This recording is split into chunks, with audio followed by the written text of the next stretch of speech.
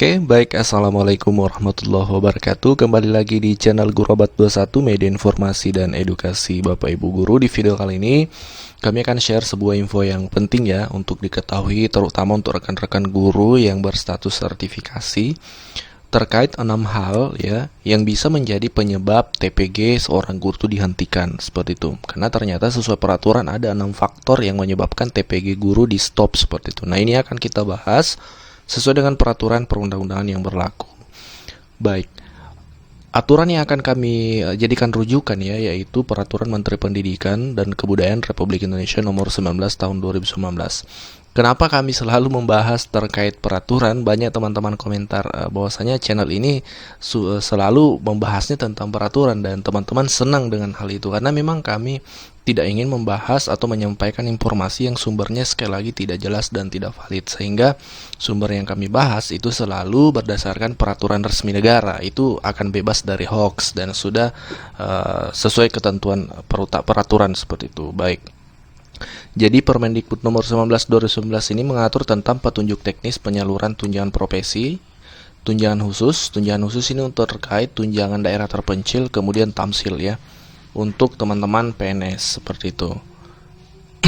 Oke. Faktor penyebab ini pengantar dari peraturan tadi. Kalau kita buka peraturan tadi, ini kita akan temukan di bagian G, penghentian pembayaran tunjangan profesi. Pemerintah daerah sesuai dengan kewenangannya melalui Dinas Pendidikan sesuai dengan kewenangannya menghentikan pembayaran tunjangan profesi kepada guru PNSD yang sudah terbit SKTP-nya apabila guru PNSD penerima tunjangan profesi. Nah, ini Bapak Ibu, yang pertama adalah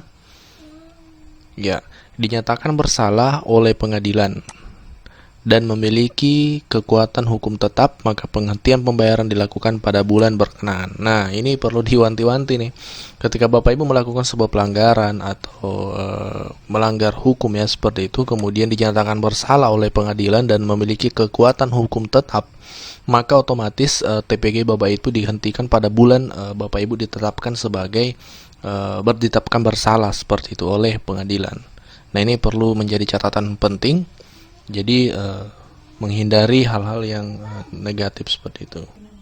Nah, ini faktor yang pertama. Faktor yang kedua Bapak Ibu adalah mendapat tugas belajar, maka penghentian pembayarannya dilakukan pada bulan berkenaan. Nah, ini tugas belajar ini adalah Bapak Ibu ketika misalnya S1 melanjutkan pendidikan ke S2 ya melanjutkan pendidikan seperti itu ke S2 misalnya, itu kan dapat tugas belajar. Nah, ini sebenarnya belum detail juga karena tugas izin kalau melanjutkan S2 kan ada dua ya jenisnya, ada tugas belajar, ada izin belajar. Yang kami pahami kalau izin belajar ini masih tetap melaksanakan tugas di sekolah, artinya masih aktif di sekolah. Kalau tugas belajar ini memang sepenuhnya fokus kuliah, tidak lagi aktif di sekolah. Nah, kalau dalam peraturan ini yang disebutkan adalah tugas belajar. Jadi ketika Bapak Ibu mendapatkan tugas belajar, sepertinya izin belajar tidak masuk karena tidak ada disebutkan di sini ya. Hanya tugas belajar di mana Bapak Ibu memang tidak aktif lagi mengajar di sekolah, fokus kuliah. Biasanya kalau program beasiswa ya, terutama misalnya beasiswa LPDP, itu biasanya pakai tugas belajar, bukan pakai izin belajar. Itu ketika Bapak Ibu tugas belajar, maka TPG-nya dihentikan pada bulan berkenaan seperti itu. Atau bulan di mana Bapak Ibu mendapatkan tugas belajar tersebut. Ini biasanya dari kalau tidak salah dari BKD setempat ya, tugas belajar itu. Kemudian ini faktor yang ketiga adalah tidak bertugas lagi sebagai guru PNSD, tidak bertugas lagi sebagai guru PNSD. Guru yang diberi tugas tambahan sebagai kepala sekolah, jadi tidak bertugas lagi sebagai kepala sekolah.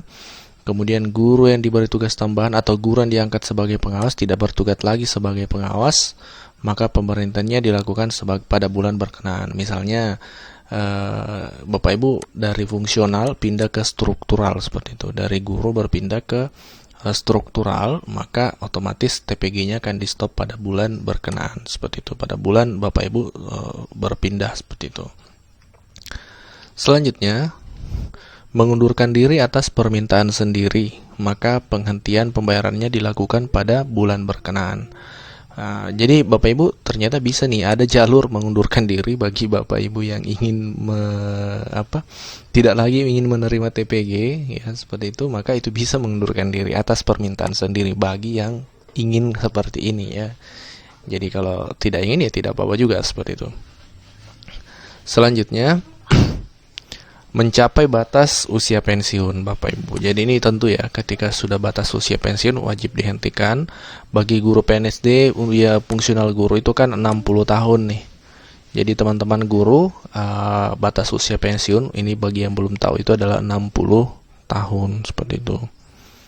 Nah, selanjutnya ini sudah tentu ya, tidak perlu diragukan lagi, otomatis akan stop ketika sudah meninggal dunia seperti itu.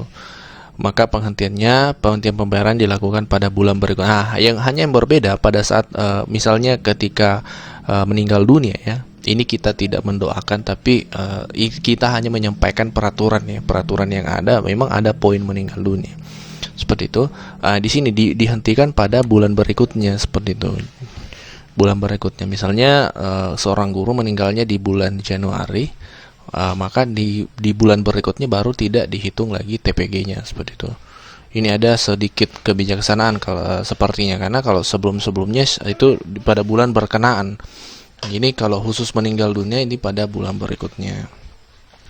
Nah, Bapak Ibu, inilah 6 penyebab TPG guru itu dihentikan, sebagai informasi dan pengetahuan untuk teman-teman guru, terutama yang baru sertifikasi. Untuk teman-teman guru yang ingin memiliki pertanyaan seperti itu, atau maksudnya merekomendasikan satu topik untuk dibahas, Bapak Ibu bisa berkomentar.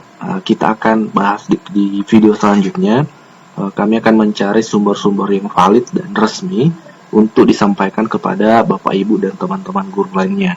Jadi kami membuka ruang untuk teman-teman guru memberikan saran tema atau topik yang akan kita bahas di video-video berikutnya, supaya channel ini betul-betul menjadi channel yang memfasilitasi guru dalam mendapatkan informasi yang jelas, valid, dan pastinya bukan informasi hoax seperti itu.